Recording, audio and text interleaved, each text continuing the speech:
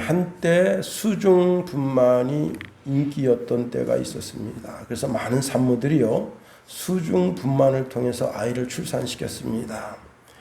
근데 이제 수중분만을 하다 보니까 그 장소가 문제였어요.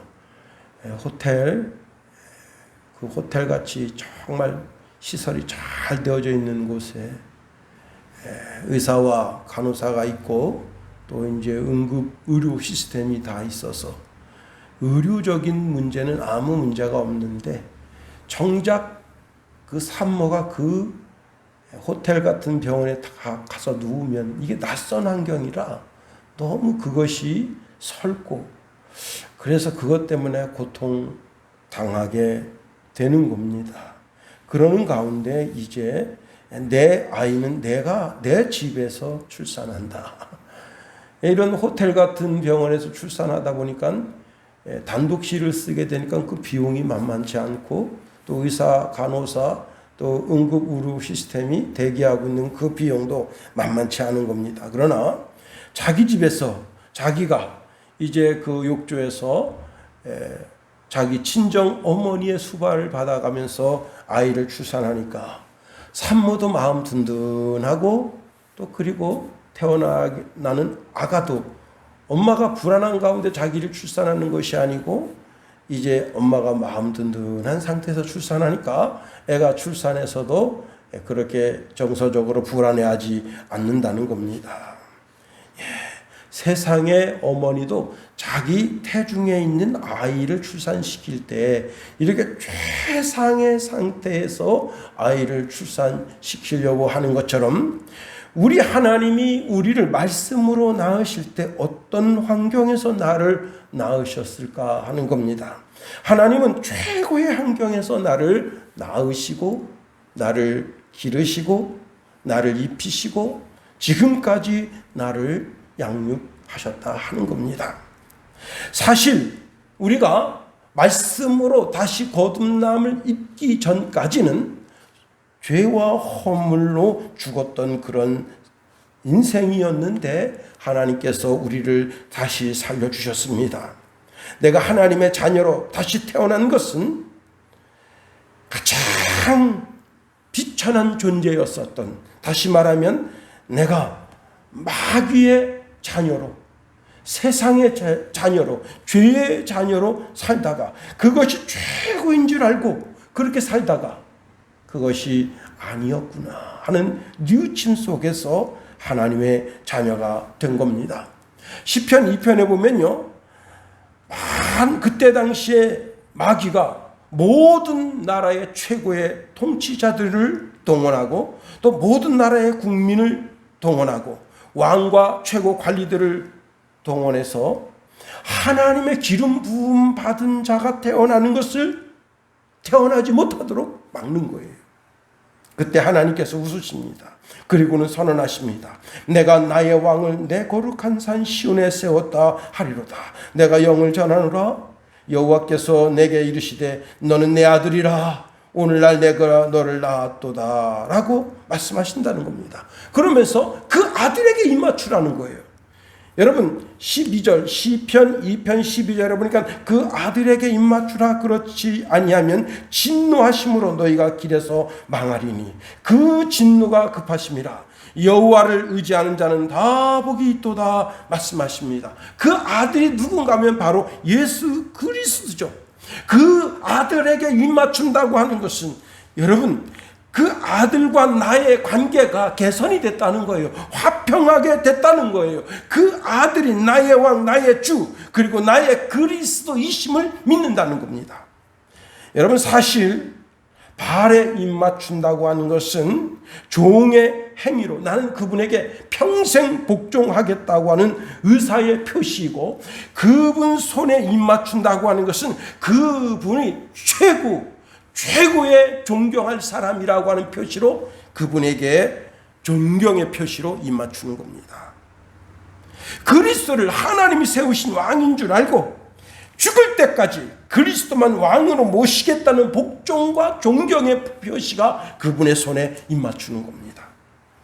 이것이 바로 그리스도를 구주로 영접하는 삶이라 할 수 있습니다. 그런데 이 영접에서 아주 놀라운 비밀이 있습니다. 첫 번째는요, 그리스도를 영접하는 비밀은 내가 하나님의 자녀가 되는 유일한 길이라는 거예요.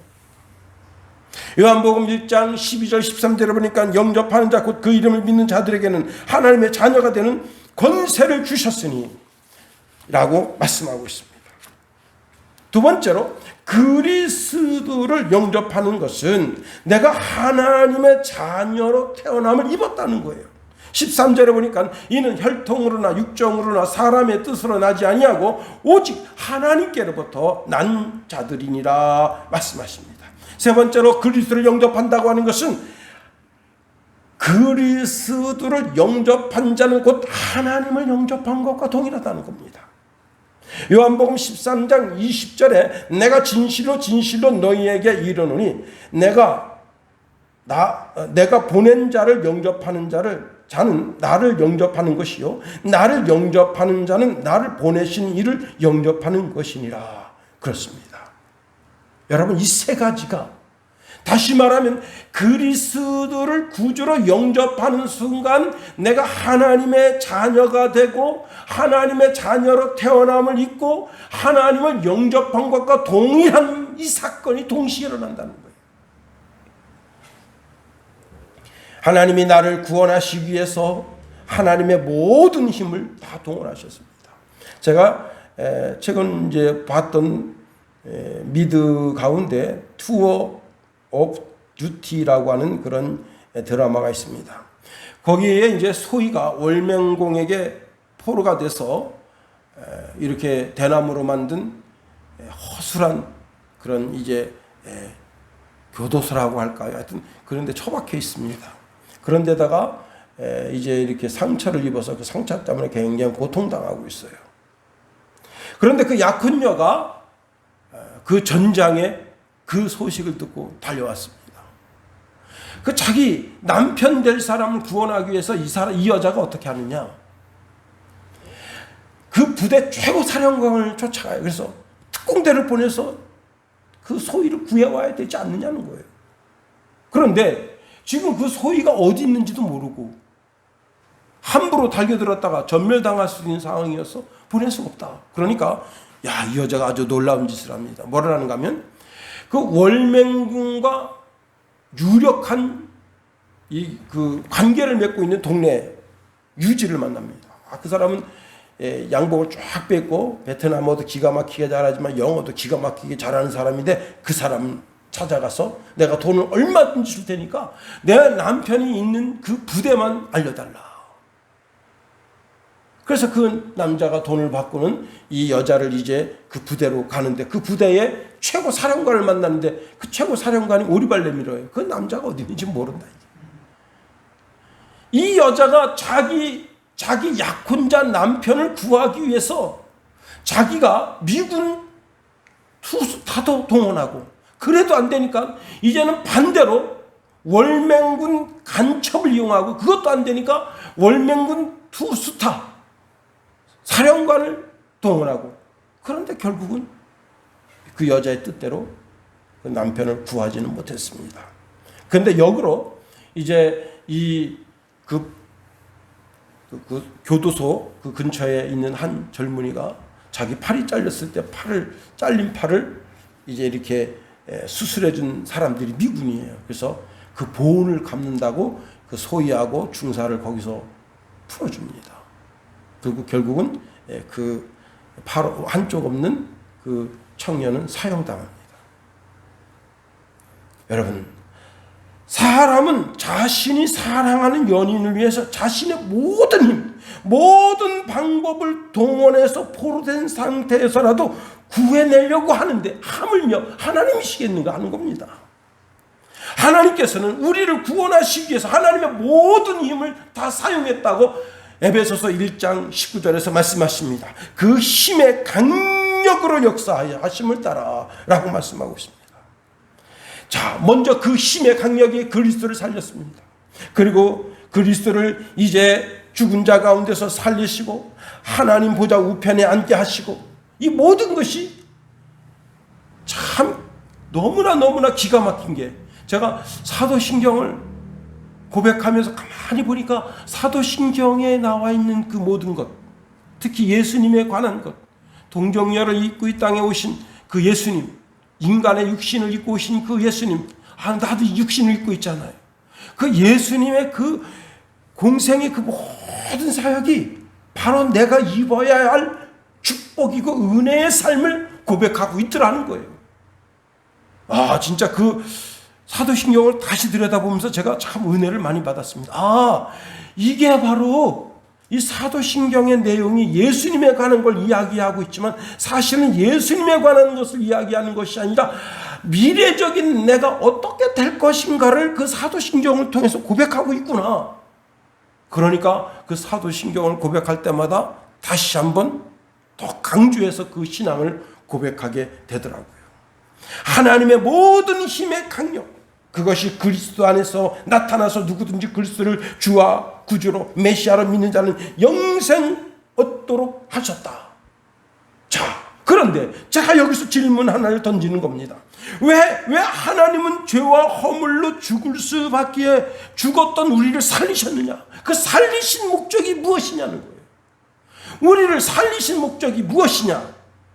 첫 번째는 오늘 본문에서 그 답을 찾는다면 하나님은 우리를 하나님의 노래로, 하나님의 시로 살게 하려고 우리를 구원하셨다 하는 사실입니다. 여기 10절 상반절에 보면 우리는 그의 만드신 바라 그랬습니다. 이 구절에서 강력하게 나오는 의미가 나는 하나님의 창조물이라는 거예요. 다시 말하면 하나님의 창조물이라고 하는 것은 소유권이 하나님에게 있다는 거예요. 우리 김성훈이가 열심히 소설 씁니다. 소설 써서 인터넷에 올리고 자기 이제 태블릿에 또 핸드폰에 또 그리고 이제 노트북에 또 이제 데스크탑에 넣어놓고 그걸 쓰다듬고 또 다듬죠.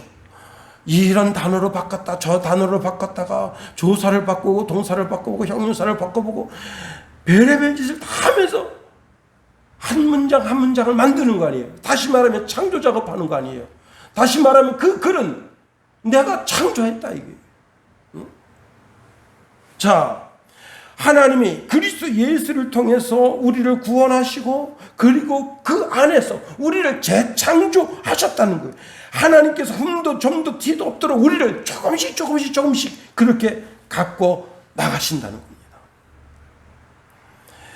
로마서 1장 6절에 보니까 너희도 그들 중에서 예수 그리스도의 것으로 부르심을 받은 자니라. 우리는 그리스도에게 속한 자라 이거예요. 고린도전서 3장 23절에 보면 너희는 그리스도의 것이요 그리스도는 하나님의 것이니라. 내가 예수님을 영접하고 하나님의 자녀가 되면 하나님이 주책 없이 천사들 앞에서 기뻐하시는 거예요.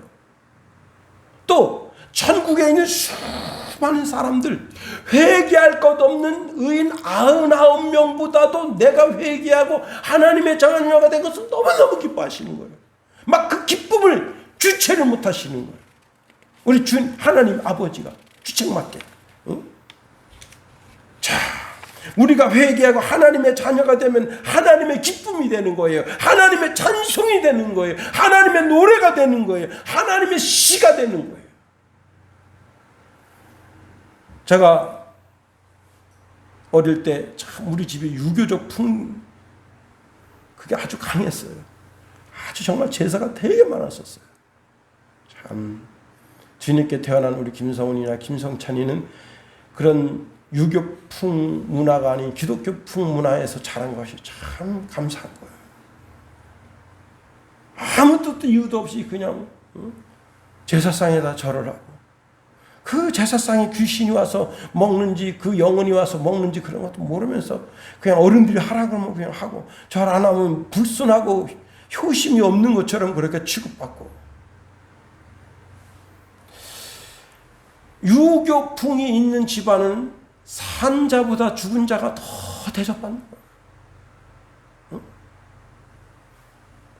그런데 어느 날 친구 기호가 저한테 이런 말합니다. 야, 너희 아버지가 우리 집에 오셔서 너는 목사님이 되어야 되겠다 그렇게 말씀하시더라. 그래서 저는 사실 이게 중학교 때도 그렇고 공부를 썩 잘하진 않았어요. 그러나 신앙생활만은 잘하려고 노력했어요.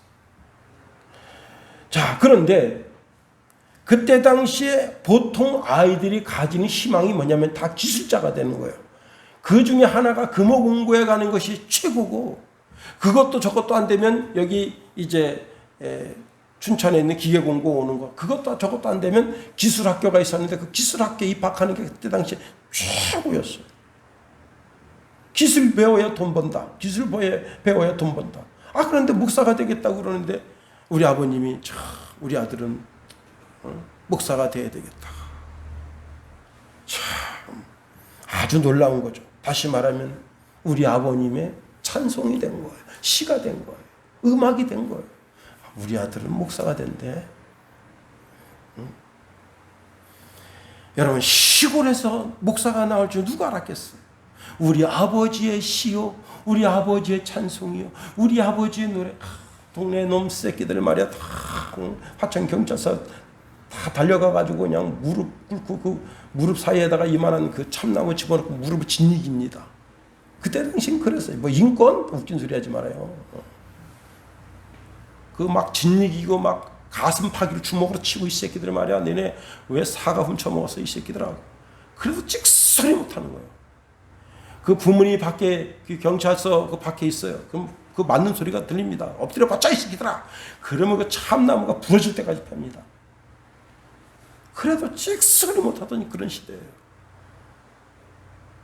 우리 아버님도 뭔가 본 거예요. 아, 저게 예수 믿더니 뭔가 인생이 좀 우리하고는 틀리구나. 자,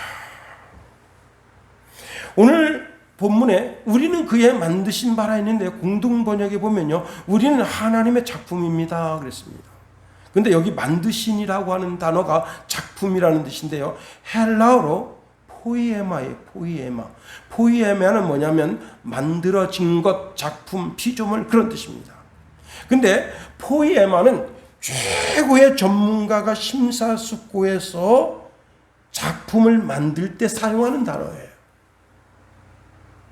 이 포이에마에서 파운이라는 단어가 유출되는데, 파운이라고 하는 단어는 뭐냐? 잘 만들어진 한 편의 시라는 뜻이에요. 다시 말하면 우리는 이 세상의 그 어떤 것으로도 비교할 수 없는 하나님의 기쁨, 하나님의 즐거움, 하나님의 노래가 되는 시라는 거예요. 하나님이 그렇게 기뻐하신다는 거예요. 하나님의 최고의 기쁨의 결정자가 뭐냐? 예수 믿는 것. 그것. 내가 마귀의 자녀에서, 세상의 자녀에서, 죄의 자녀에서 돌이키고 하나님의 자녀가 된 것을 하나님이 그렇게 기뻐하셔서 나를 하나님의 시로 여기신다는 거예요. 나를 최고의 작품으로 여기신다는 거예요. 그런 존재가 바로 예수 믿는 하나님. 현대에 있어서 시는 더 이상의 기쁨, 더 이상의 즐거움, 더 이상의 노래가 되는 그런 창작 작품이 아니라 그저 사람의 귀를 즐겁게 하는 그런 시가 되어버렸습니다. 이번에 제가 총회 갔다 왔는데 어떤 분이 시집을 줬어요. 근데 이렇게 말하는 거예요. 아, 쓰레기 하나. 누가 이딴 시를 본다고. 대뜸 말 나와요. 그러면서 책값을 딱 보더니 하시는 소리가 이런 소리 하십니다. 아, 그 돈 가지고 어려운 개척교회나 도와주지. 코로나 시대, 이 어려운 시대에 이렇게 돈 바리바리 뜯어가지고 이까지 시나 썼냐. 그거 쳐다볼 것 같습니까? 성경도 안 보는데, 응? 성경의 시편도 안 보는데 그 쓰레기 같은 인간들이 쓴 시를 보겠냐 말이에요. 술 처먹어가면서 술잔 기울이면서 쓴 시를 누가 보긴 하겠어요? 응? 담배 줄줄줄 펴가면서 쓴 그런 시를 보겠냐 말이에요. 참, 정신 차려야 돼요.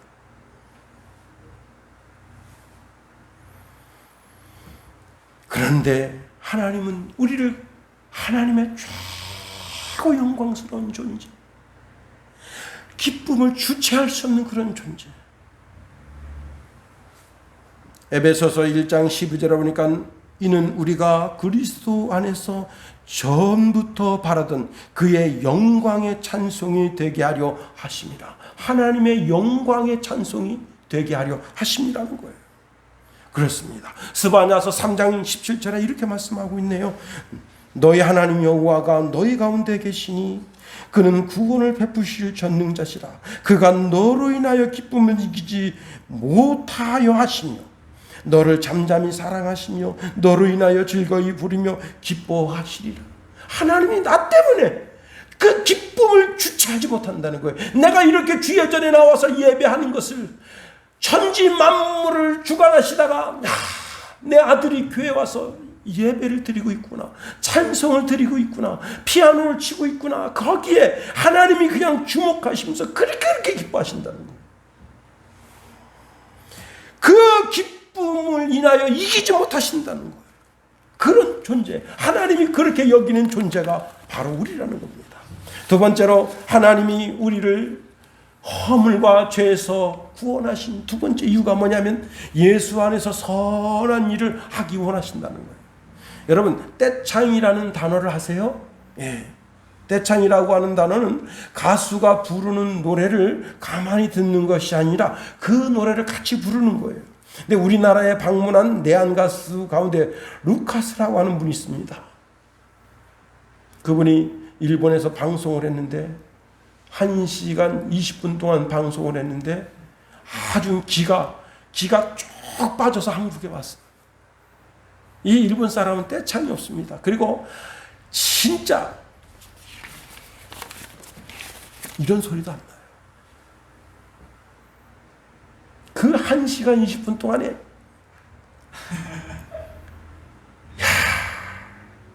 그런데 우리나라 공연을 하는데 첫 소절 딱 하려 했지. 벌써 이 관중이 그걸 막 따라서 불러요. 먼저 선창을 해버리니까 이 루카스가 누워버린 겁니다. 무대에서. 그리고 엉엉 울었어요. 참. 왜 울었느냐? 감동을 받아서. 내가 이 사람들에게 감동을 주려고 왔는데 이 사람들이 그 노래를 따라 부르면서 막 자기를 너무너무 좋아하는 게 보이는 거예요. 자기를 사랑하는 게 보이는 거예요. 그래가지고 그냥 누워서 그냥 울어버린 거예요. 여러분, 조영남이가 미사리 카페에 갔는데 조영님이라는 사람이 노래를 부르는데 그렇게 써 있습니다. 조영남보다 더 잘 부르는 조영님이 오늘 라이브 카페를 엽니다. 그 조영남이 가다가 이거 뭐야 이거. 그래서 그 카페에 갔는데 조영님이가 나왔는데 조영남이하고 비슷하게 머리도 그냥 그지 같은 머리를 하고 안경도 그 조영남이가 쓴 안경 있잖아요. 사각 안경 딱 쓰고 그 다음에 조영남이가 뭘 입고 있냐면은 그 군대 카키복 그걸 다 입고 나오는데 제비를 부는데 조영남이가 뿅 간 거예요. 나보다 노래를 더 잘해. 그래서 조영남이가 그 무대에 올라가서 내가 조영남이다. 그러니까 이 조영님이가 깜짝 놀란 거예요. 조영님이가 부르는데 진짜 조영남이가 와버리니까. 근데 조영남이가 그랬어요. 뭐라 그랬느냐? 당신은 나보다 노래를 더 잘 부른다. 그래서 그렇게 잘 부르는 비법이 뭐냐 그랬더니 조영님이가 이렇게 얘기했습니다. 오늘 여기에 와 있는 이 사람들 지나가다가 조영남이가 부르는 줄 알고 들어왔는데 조영님이거든. 근데 조영님이가 노래를 부르는데 조영남보다 더 잘 부르지 않으면 이 사람들 다시 안 온다는 거예요. 요 짧은 시간 동안에 이 사람들을 감동시켜야 된다는 거예요. 감동시켜야, 야, 그 조영님이 노래 잘하더라. 조영남보다 노래 잘하더라. 응? 여러분, 그래서 조영남도 감동받았다. 그런데 어디서 그런 다 그 그지 같은 미군 그 카키복, 응? 그 얻었냐 그랬더니 미군이 쓰레기통에 버린 거 그 주웠다는. 그리고 이제 그게 까맣게 물들이는 게 그게 유행이에요. 까맣게 물들여 가지고 그지처럼 했는데 기타를 치는데 그냥 조영남이가 그래서 그 사람한테 5만 원, 응? 노래 너무 잘 불렀다. 5만 원을 줬다는 거예요. 조영남이 좀 짜긴 짜. 한 50만 원 주지. 여러분, 그런데 그 조영님이가 조영남을 모방한 거 아니에요. 똑같이. 우리는 예수 그리스도를 모방하는 사람들이에요. 다시 말하면 예수 그리스도를 따라가는 거예요. 예수님이 오른손을 들면 나도 오른손을 두고, 예수님이 왼손을 들면 왼손을 들고, 예수님이 윙크하면 나도 윙크를 하고, 예수님이 선한 말을 하면 나도 선한 말을 하고, 예수님이 사탄아 물러가라 그러면 나도 사탄아 물러가라 기도하고, 예수님을 똑같이 따라가는 사람이다. 그게 바로 선한 일이에요. 예수님에게서 내가 모방해야 할 가장 퍼펙트한 완벽한 것이 뭐냐? 그게 선한 일이다. 여러분, 어린애기가 모방기라는 게 있어요. 모방기라고 하는 것은 6살서부터 첫 돌까지 지속되는데, 처음 약 3개월은 자기가 자기 소리를 모방합니다. 자기가 입에서 나오는 아무 소리나 막 응얼대는 거예요. 그걸 옹알이라고 그러죠. 옹알이. 그러다가 이제 9개월 넘어서게 되면 어떻게 되느냐? 다른 사람 소리를 모방해요. 특히 엄마. 여러분 그 유튜브에 보셨는지 모르겠는데, 그 아기가 진짜 이쁘게 생겼어요. 참 어떻게 그렇게 이쁘게 생겼는지. 근데 여러분 잘 알아야 돼요. 아기 때 이쁘면 이제 애가 학생 때나 처녀 때가 되면 아주 더럽게 믿게 됩니다. 아기 때 이쁜 사람 다 어른 되면 다 미워요. 더럽게 믿게 돼요.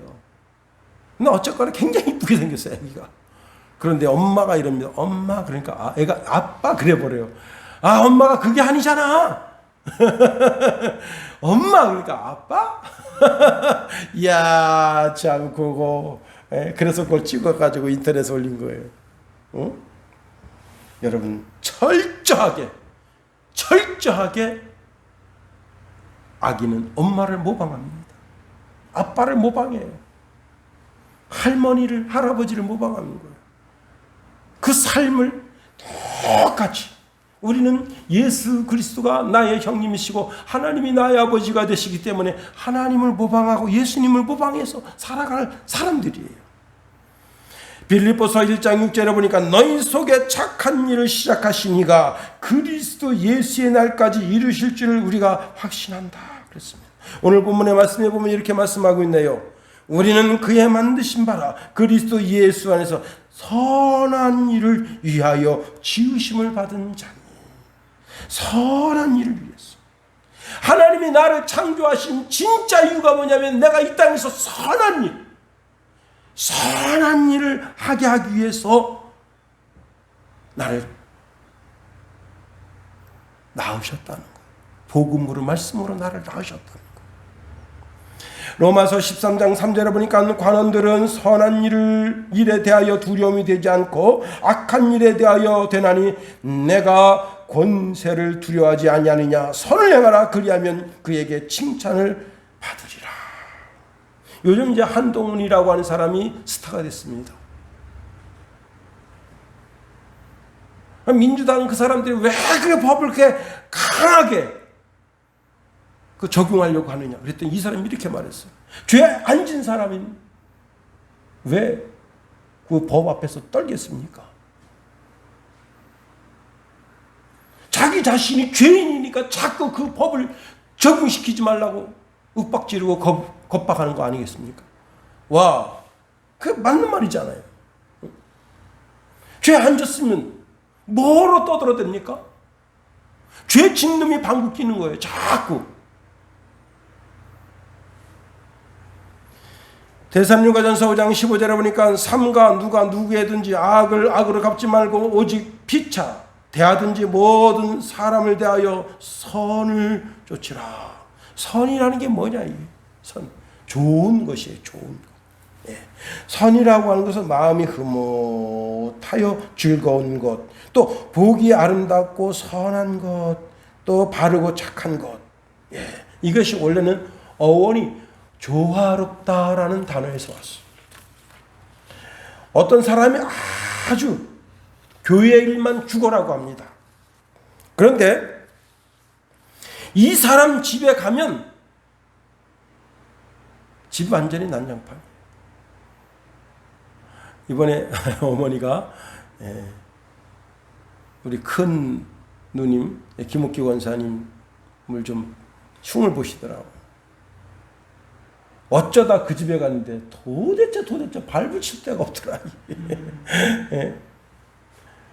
그래서 좀 제발 좀 치우고 살아라. 그런데요, 치우고 살면 안 돼요. 버리면서 살아야 돼. 응? 자꾸 버려야 돼. 저도 지금 오늘 제가 사물함을 뒤지면서 버릴 게 뭐가 있는가. 오늘 10개만 버리자. 그래서 10개를 다 골라놨는데 또 못 버리겠는 거예요. 그런데 하나님 버릴 수 있는 은사를 주셔서 그래서 사물함에 있는 거 10개 더 이상 그 이상을 버렸어요. 여러분 집에 가면 쓰레기통에 딱 보면 이게 버렸구나. 그거 보일 거예요. 응? 참 버려야 돼요. 자꾸 버려야 돼. 그런데 여러분 우리 심령 가운데 뭘 버려야 되겠습니까? 심령 속에 더러운 죄악 그걸 자꾸 꺼내서 버려야 돼요. 나쁜 습관 그걸 자꾸 버려야 돼요. 죄악을 향하여 자꾸 내 발을 내딛으려고 하는 그런 악한 습성 그걸 자꾸 버려야 돼요. 자꾸 버려야 돼요.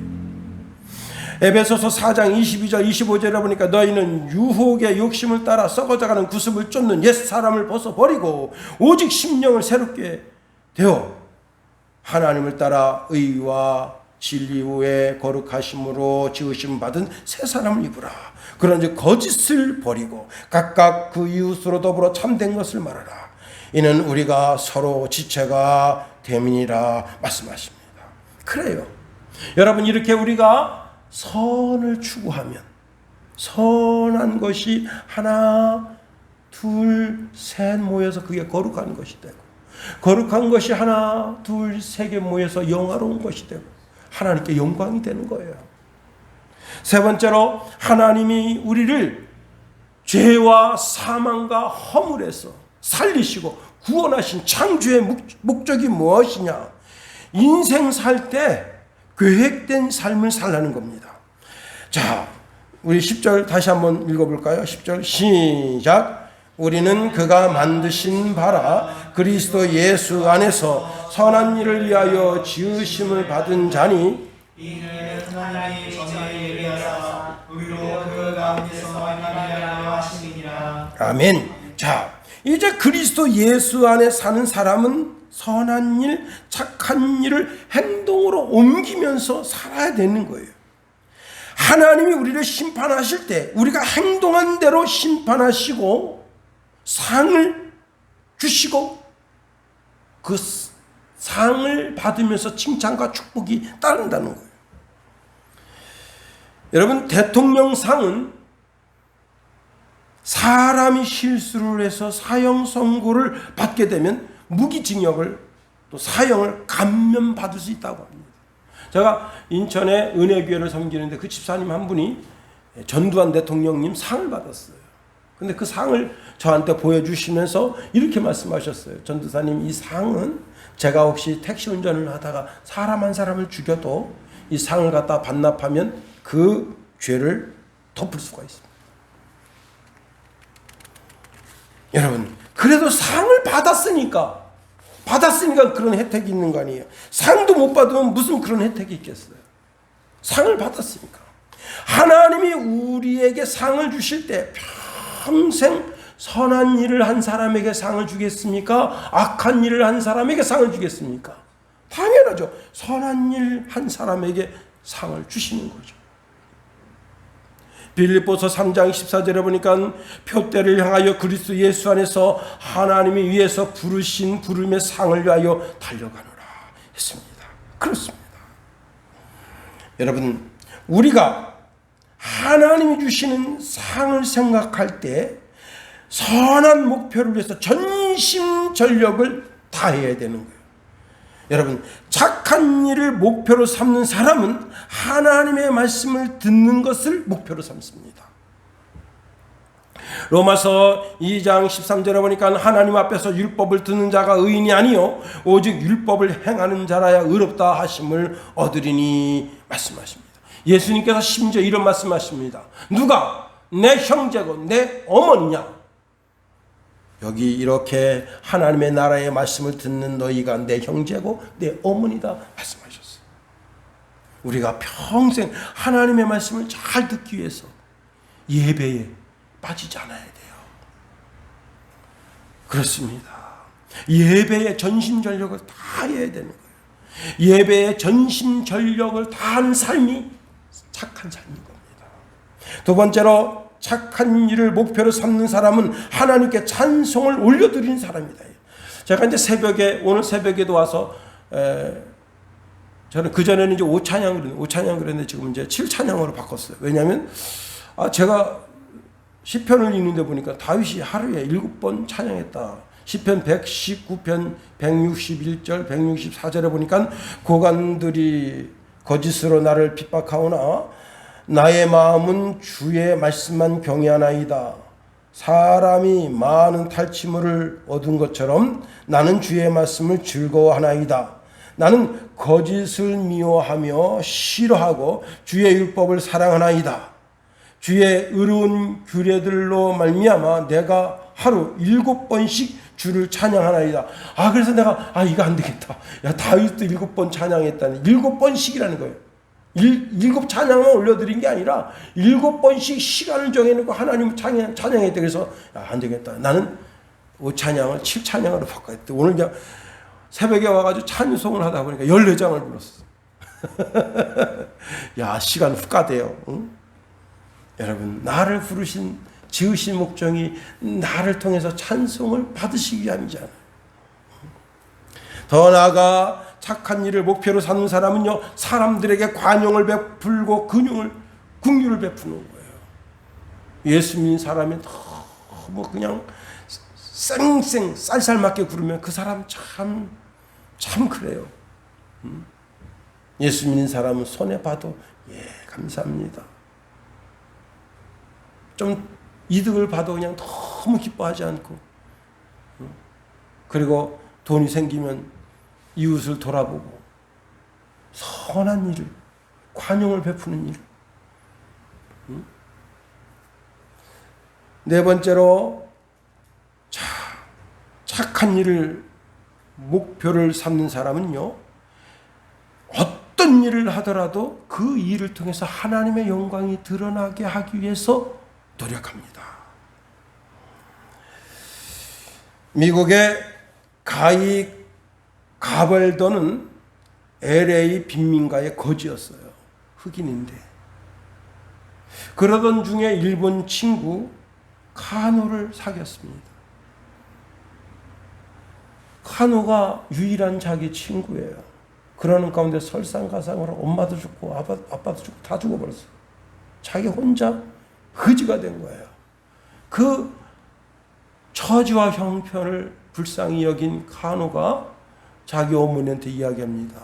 내 친구 가히 가발더니 거지가 됐습니다. 어머니 아버지가 다 그냥 죽었는데 걔를 우리 집에서 데려다가 기르면 안 되겠습니까? 그러니까 그 일본인 어머니가 아버지가 그래 그럼 데려다가 우리가 기르자 해서 그때부터 친구 카노의 집에서 살게 됐습니다. 그러면서 자동적으로 뭘 배우게 되냐면 일본어를 배우게 됐어요. 그러는 가운데 세계 2차 대전이 터졌습니다.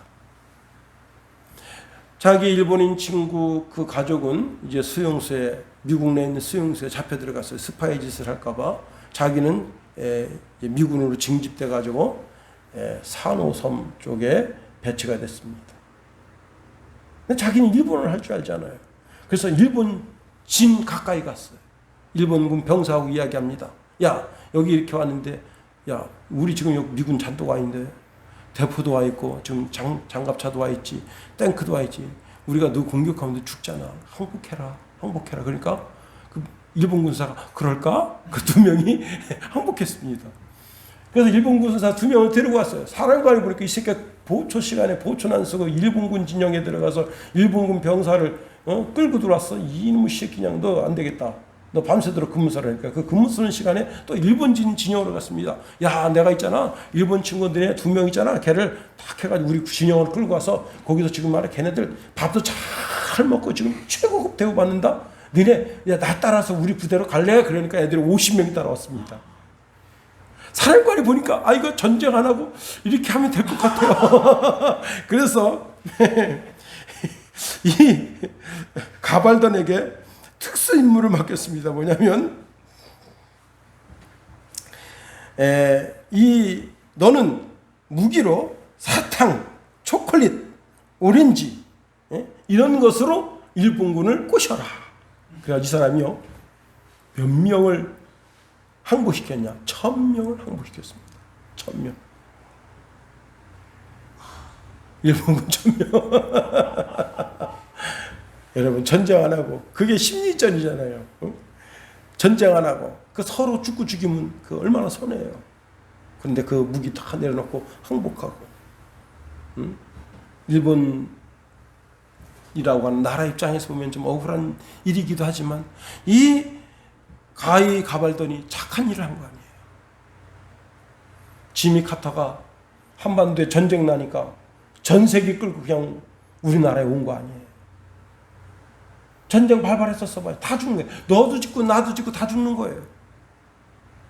전쟁은 일어나지 않는 게 좋은 겁니다. 착하고 선한 일을 통해서 하나님의 나라와 영광을 드러내는 삶, 그게 우리에게 주어진 복된 삶인 겁니다. 주기도문 하겠어요? 하늘에 계신 우리 아버지, 아버지의 이름을 거룩하게 하시며 아버지의 나라가 오게 하시며 아버지의 뜻이 하늘에서와 같이 땅에서도 이루어지게 하소서. 오늘 우리에게 이러한 양식을 주시고 우리가 우리에게 잘못한 사람을 용서하여 준 것 같이 우리 죄를 용서하여 주시고 우리 시험에 빠지지 않게 하시고 악에서 구하소서. 나라와 권능과 영광이 영원히 아버지의 것입니다. 아멘.